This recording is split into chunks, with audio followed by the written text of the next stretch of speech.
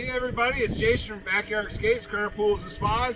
This week's Tip Tuesday, cartridge filter cleaning. I have a Pentair Clean and Clear Plus 420. I'm going to go ahead and walk you through the process of disassembling, cleaning, and reassembling, and safely starting everything back up. As we can see, my pressure gauge right here, when I go to pool high,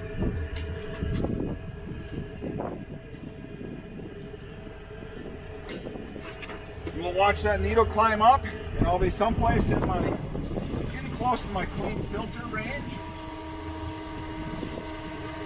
It's not so bad, I'm still under 20 psi, but it is getting close to mid to the end of July, so I'm going to go ahead and clean my filters.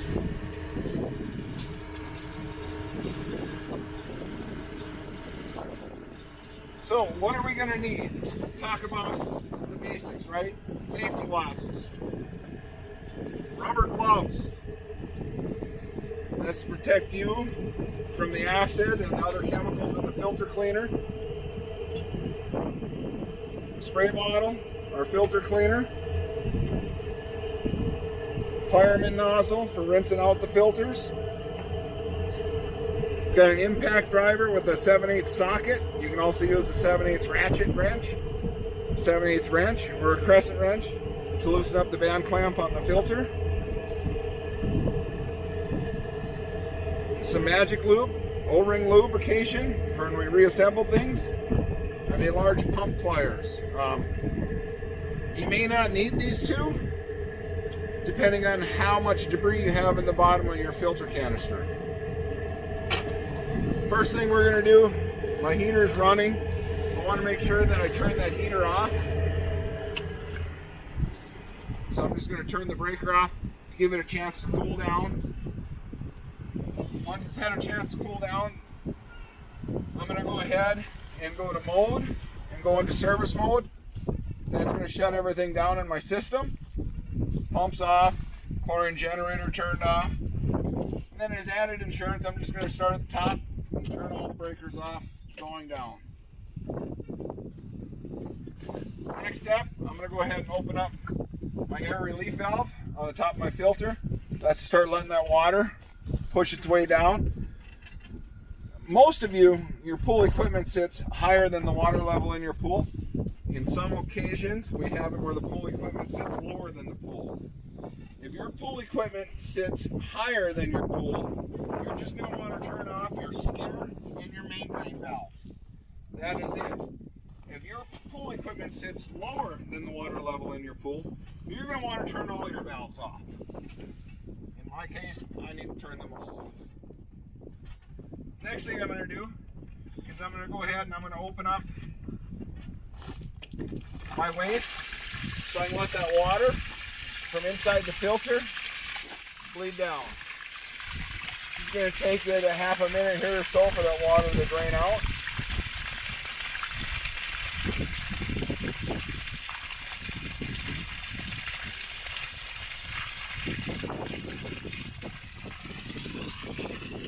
Set this to the side.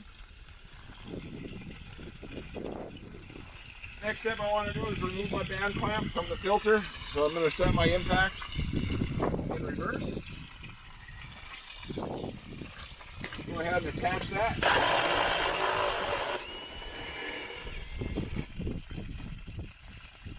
There's going to be 3 pieces that come off of there. There's going to be the spindle with the nut, the compression spring, and the washer. Take all 3 of those, set them to the side. Now we're going to remove the band. Just simply pull that out, kind of wiggle, twist it off of there. I'm not trying to bend it permanently. Just set that to the side. Next step I'm going to do, I'm going to knock the top half of my filter loose from the bottom half. Just by simply pressing it like that. Now I can lift that off. I'm going to set this to the side, preferably not in the mud. Then I have my large O-ring gasket that seals the 2 housings together. Set that to the side. On top of that, I have my filter manifold top bracket. Just by rocking everything back and forth, I can pull that off. And inside there, we have a little screen catch. It's all full of debris and stuff like that. You can see that. We got to make sure that we clean that. So we're going to set that to the side. Set my manifold to the side where I won't step on it. If you were to try to pull these up individually, one by one, you do risk breaking them right here. So that's why I always like to kind of wiggle all 4 filters together to get this thing to loosen up. Next step I'm going to do is I'm going to remove all 4 cartridges from my filter canister. When these get to be dirty, they get very heavy. Right now they're not too bad. And then of course I have my lower manifold. Take and set that to the side. Now, if you look down inside the bottom of the lower half of your filter housing, and there's a bunch of debris and dirt down on the bottom of it, I suggest cleaning that out. The easiest way to do that is to take your pump pliers, if you need to. Most of the time these should just be hand tight. The filter unions on this side, and we're just going to begin to loosen them up. Once I got them loose with my pump pliers, then I can continue to remove them by hand. Once I have them loosened up all the way, I'm going to take my housing and I'm just going to kind of wiggle it back. As soon as that water's done draining here, we'll get a good close-up of what just happened. But these insert inside.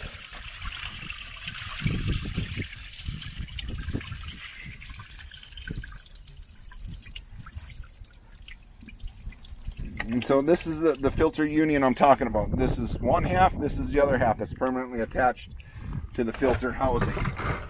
And all I did was push the housing back so that they slid out. I'm going to go ahead and lift out my housing here now.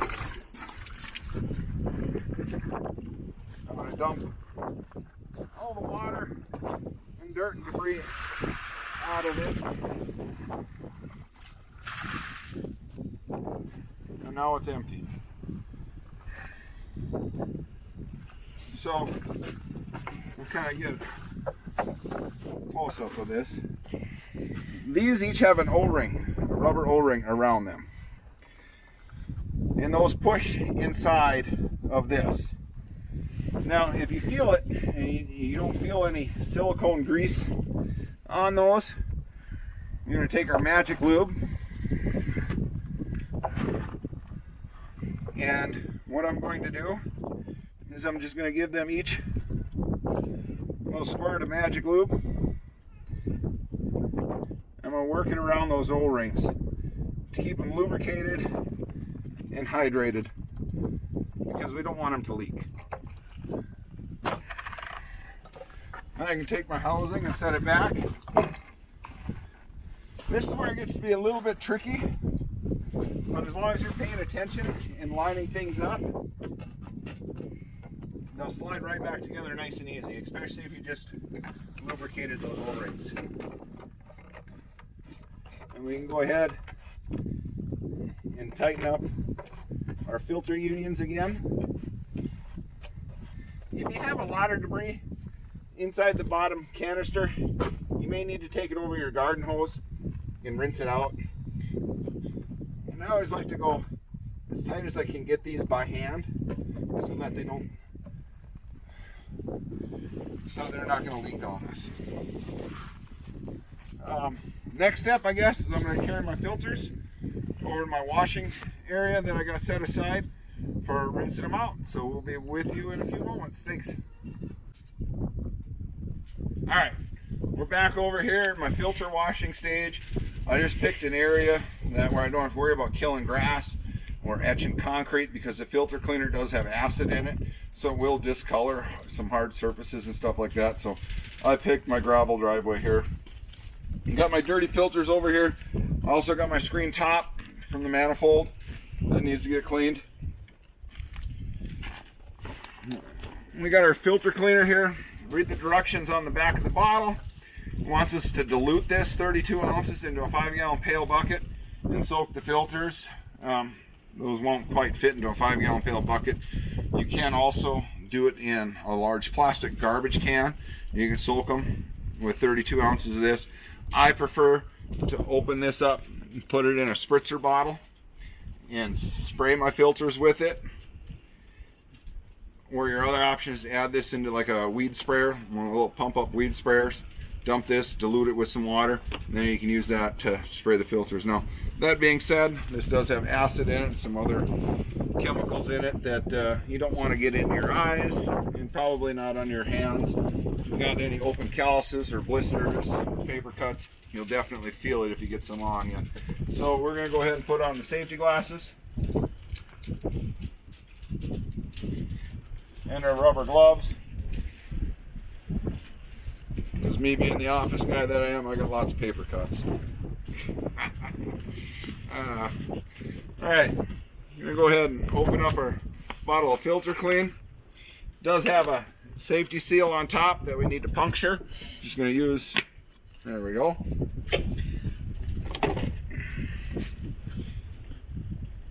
I'm going to add that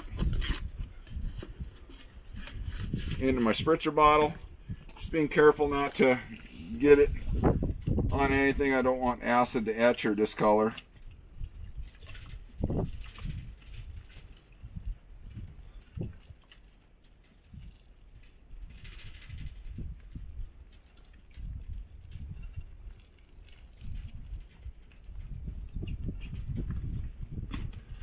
Alright, don't forget to rinse out your bottle with water. Any filter cleaner you do dribble on the ground here, you can rinse it down with fresh water once you're done. That'll neutralize the acid and stuff. Go ahead and put it back on. And I'm going to start with making sure I spray my screen top good. And as you can see, I'm spraying it and starting to fizz. That's the filter cleaner doing its magic, getting rid of all that scum and body oils and suntan lotions and all that. And I'm just going to begin to coat the filters. I'm going to evenly coat all 4 filters with filter clean. I'm going to let them sit for 5 to 15 minutes before I begin the rinse out process. So I guess the next step I'll be back with you is when I begin rinsing them out. I think that's it. Alright, we're back. I'm ready to begin the rinse out procedure. My filters have sat for about 15 minutes here now with the filter cleaner on them. Got my fireman nozzle ready. I'm on my asphalt or crushed gravel driveway here. I'm going to begin the rinse out process. I'm going to start by rinsing off the top and then rinsing from the top down to the bottom, making sure that I get all the big stuff out from inside each individual pleat. This is going to take some time. You're going to spend roughly 5 minutes on each cartridge at least rinsing with the hose.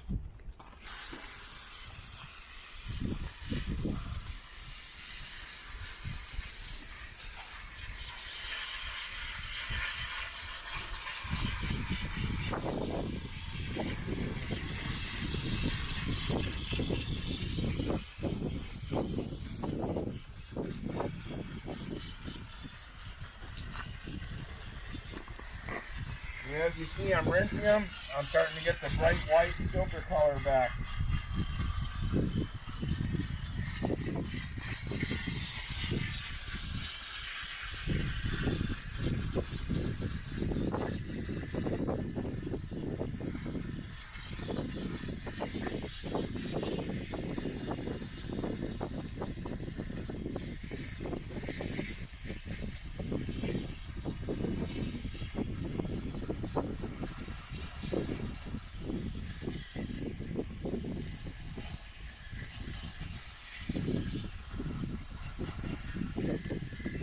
Once I'm done with this section, I'm going to rotate it and begin the next section.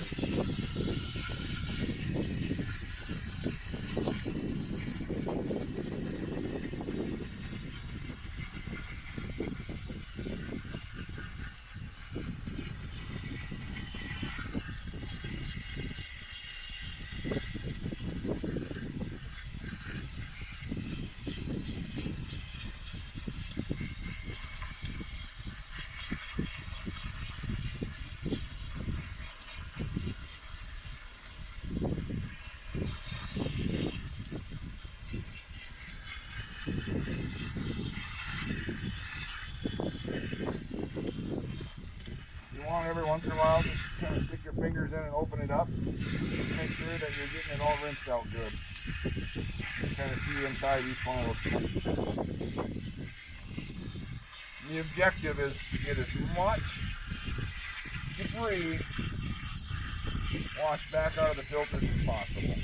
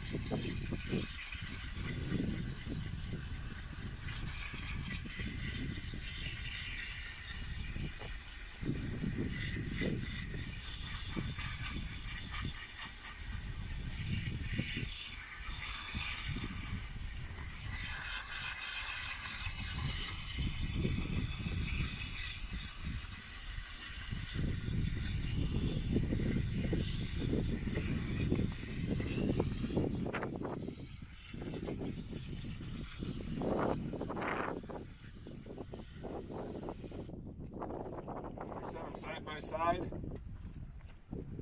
clean filter, dirty filter. I'll go ahead and do the other three, and I'll be back with you. Alright, we're back. We got our filters all cleaned up, so we're going to start with the reassembly process. I'm going to take my lower manifold and set that down inside. If you want to get a good close-up of how this thing sits. We've got our intake there on the bottom. We want that thing pointing straight up, the opening for that pointing straight up. And this guy's gonna set right down on that. We kind of want our X to straddle the incoming water line. Once we got that in, we can take our 4 filters and align them over each of the openings on the lower manifold.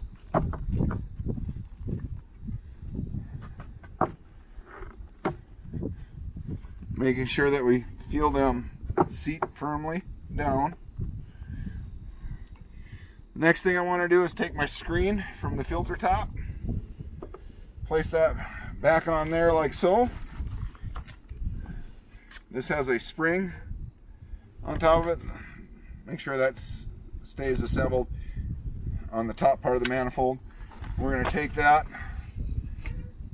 and again, we don't want to try to force anything, but just kind of manipulate things, wiggle things around until you get it to seat down on top of all 4 filters firmly. And we have our big gasket O-ring again. If it's feeling dry, we can go ahead and hit it with some magic lube again.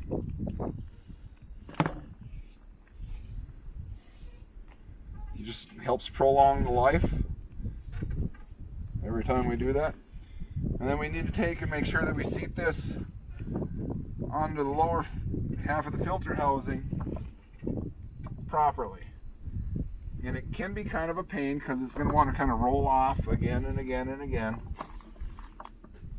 But with a little bit of patience, you'll get it to set nicely all the way around. Next step, we want to put the top half of our filter housing back on. Now we left that valve open, and this is in the open position. So I want to make sure that, you know, when I go to close this, I want my gauge facing out. So that is open. When it's closed, it's facing out. I want to make sure I keep that open, but just so that when we place this back down, our warning label here should be facing out. It's not a bad idea for you to read these instructions before you assemble everything and start it up again. Once we set this down, we want to feel around it to make sure that it's seated down and everything feels and aligns nicely before we put our band on. Now I'm going to take my band and I'm going to place that around the two halves, and they fit inside that band. If they are not fitting inside that band, something is not lined up right, and you want to stop and look it over again. So we want each half to fit nicely inside that band. Then I'm going to start with my washer, my spring, and my nut. I'm going to go ahead and start to tighten that up on there. I want to do several turns by hand, making sure that it's aligned correctly so I don't end up cross-threading it. I go ahead, go back in my impact, and get it tight.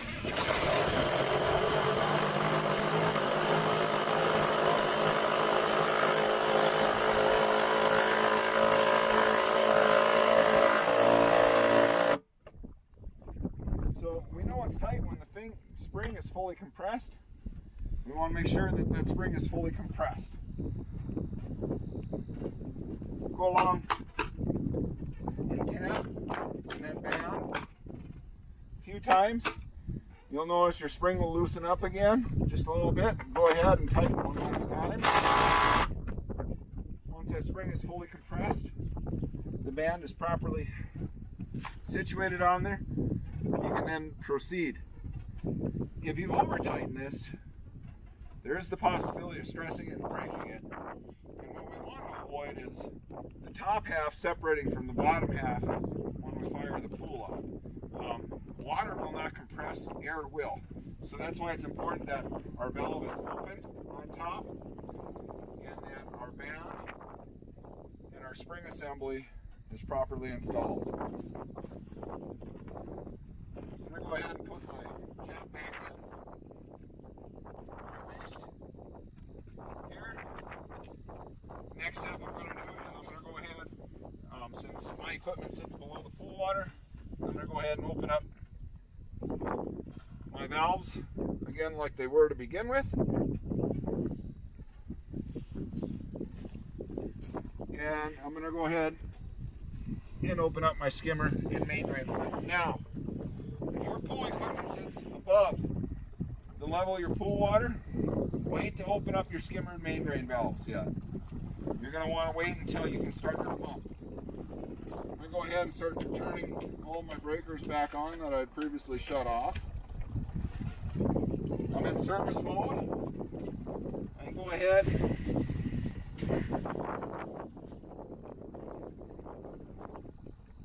waiting for my pump to catch up with everything. Still says display not active. I'll give it a minute here and I'll get control of my pump at the touchpad. It's so dark. Not sure if you can hear it or not on the camera, but because this equipment sits lower than the pool, we can hear the water pushing in. If this was closed, water would not be pushing in. If I put my hand in front of that, I can feel air coming out of it. So there, now I can control my pump. So I'm going to go ahead and press speed 2 and start here. And as soon as the pump comes up, you can open up your skimmer. Very important at this point now that you stand back from the filter and it's filling with water. You want to stand back so if something was not done right, that allowed the two halves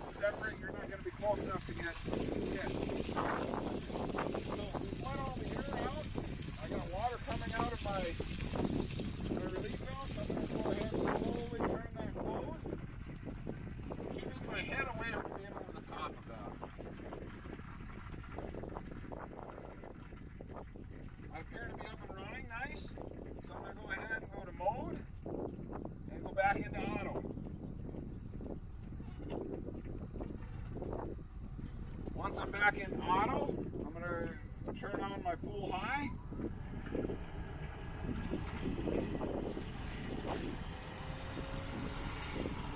Once my pump is all the way up to speed, I'm going to reset half my gauge where it says start on pool high. And then I know when I see that 10 psi increase, it's time to clean filters again. I've got that reset. Go ahead and take it back off of full high. I'm in normal auto.